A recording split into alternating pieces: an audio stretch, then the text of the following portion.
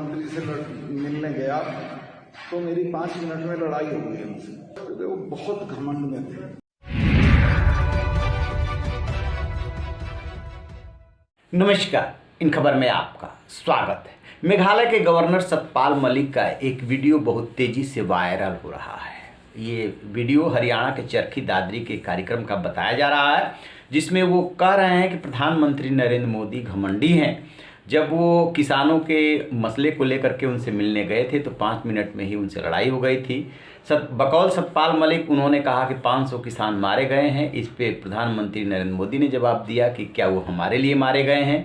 फिर वो कहते हैं कि हमने कहा कि यही आपके वो अन्नदाता और वोटर हैं जिन्होंने आपको राजा बनाया है। इस पर प्रधानमंत्री नरेंद्र मोदी ने कहा कि अमित शाह से मिल लीजिए, और अमित शाह से जब वो मिलने गए तो उन्होंने कुछ ऐसा कहा कि इनकी अकल मारी गई है, पता नहीं कौन इनको सिखा रहा है। ऐसी बातें वो बोल रहे हैं। तो सबसे पहले वो वीडियो देख लीजिए। किसानों के मामले में प्रधानमंत्री से मिलने गया तो मेरी 5 मिनट में लड़ाई हो गई उनसे। तो वो बहुत घमंड में थे। जब मैंने उन्हें कहा हमारे 500 लोग मर गए, तुम तो कुतिया मरती है तो चिट्ठी भेजते हो, तो उसने कहा मेरे लिए मरे हैं। तो जैसा कि आपने वीडियो में देखा, अमित शाह वाली बात इसमें नहीं है, लेकिन प्रधानमंत्री नरेंद्र मोदी वाली बात है। इसमें 2 सवाल उभरते हैं। ये वीडियो कितनी सच है? तो इस पर कांग्रेस समेत तमाम विपक्षियों ने तंज कसा है, जवाब मांगा है प्रधानमंत्री नरेंद्र मोदी से कि मल्लिकार्जुन खड़गे राज्यसभा में कांग्रेस के नेता हैं। उन्होंने कहा है कि यदि ये सच है तो प्रधानमंत्री को इसका जवाब देना चाहिए। तो वीडियो में कितनी सच्चाई है, पहला सवाल उभरता है।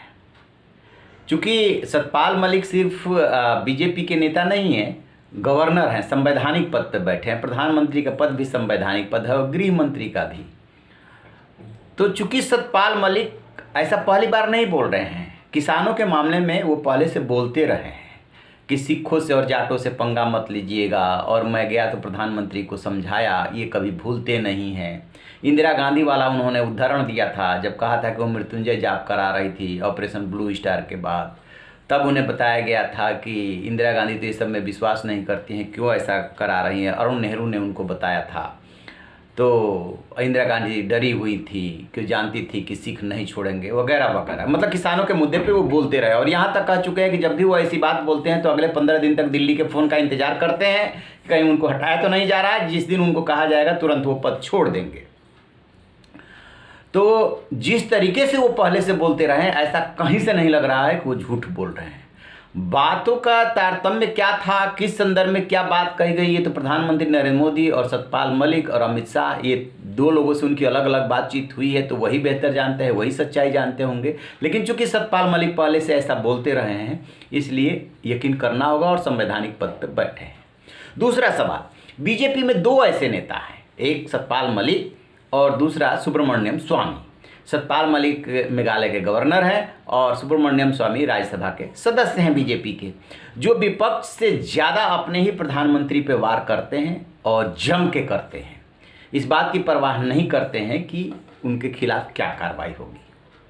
तो आखिरकार जिस पीएम मोदी और गृह मंत्री अमित शाह के बारे में कहा जाता है कि ये ही जोड़ी चला रही है पूरे देश को, शासन व्यवस्था को और पार्टी को भी, जेपी नड्डा के बारे में कहा जाता है कि सिर्फ वो इम्प्लीमेंट करने के लिए हैं, जो कहा जाए। तो अच्छा, अभी तक के जितने फैसले हुए को भी जेपी नड्डा के बारे में कहा जाता है कि सिर्फ वो इम्प्लीमेंट करने के लिए हैं, जो कहा जाए। तो अच्छा, अभी तक के जितने फैसले हुए हैं, कर्नाटक, उत्तराखंड, जो मुख्यमंत्री वगैरह बदले हैं, कितना आसानी से बदला गया, कैसे क्या हुआ, ये पूरे देश ने देखा है। तो उससे साफ साफ लगता भी है कि हाँ, इन्हीं दोनों की चलती है। रक्षा मंत्री हैं राजनाथ सिंह, वो किनारे रहते हैं। तो फिर सतपाल मलिक के खिलाफ कार्रवाई क्यों नहीं हो रही है? क्योंकि गवर्नर है, 1 सेकेंड में लगता है गृह मंत्री के यहाँ से फ़ोन जाता है, रिजाइन कर दीजिए। हालांकि गवर्नर जो है प्रदेश में राष्ट्रपति का प्रतिनिधि होता है, लेकिन फैसला सब गृह मंत्रालय करता है। तो मैं आपको बताऊं कि यहीं पे पेच फंसा हुआ है।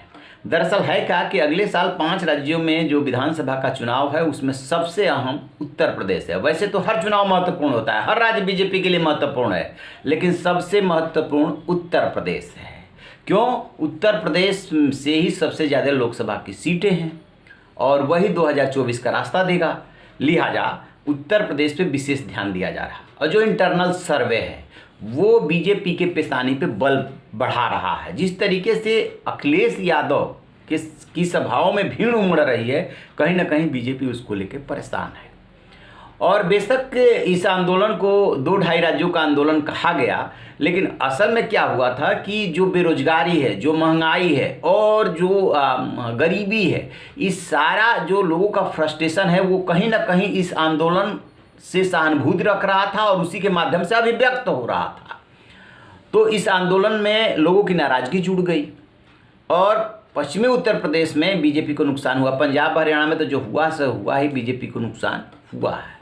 बीजेपी नहीं चाहती है, यानी मोदी सरकार नहीं चाहती है कि सतपाल मलिक चूंकि जाट नेता हैं और पूर्व प्रधानमंत्री चौधरी चरण सिंह के दत्तक पुत्र कहे जाते हैं, वो समाजवादी विचारधारा से ताल्लुक़ रखते हैं, बीजेपी में आए हैं, तो वो नहीं चाहती है कि इस समय इनके खिलाफ कार्रवाई करके या इनके से रिजिग्नेशन ले करके और जो है और लोगों को नाराज किया जाए। इसलिए वो झेल रही है, जो अंदर की बातें आ रही है वो झेल रही है और अभी वो हटाएगी भी नहीं उनको। ठीक उसी तरीके से जैसे कि सुब्रमण्यम स्वामी रोज बयान देते हैं लेकिन उनके खिलाफ एक्शन नहीं होता है। ये चुनाव की मजबूरी है। चुनाव की मजबूरी में ही जिस प्रधानमंत्री ने कहा था कि मतलब ये किसानों के हित के लिए कानून है, उसी प्रधानमंत्री ने मान लिया था कि हम कुछ लोगों को समझा नहीं पाए, ये चुनावी मजबूरी है। वही चुनावी मजबूरी है सतपाल मलिक, ऐसा कहा जा रहा है। तो आप रहिए बेखबर, देखते रहिए इन खबर। Thank you. इन खबर चैनल को सब्सक्राइब करें।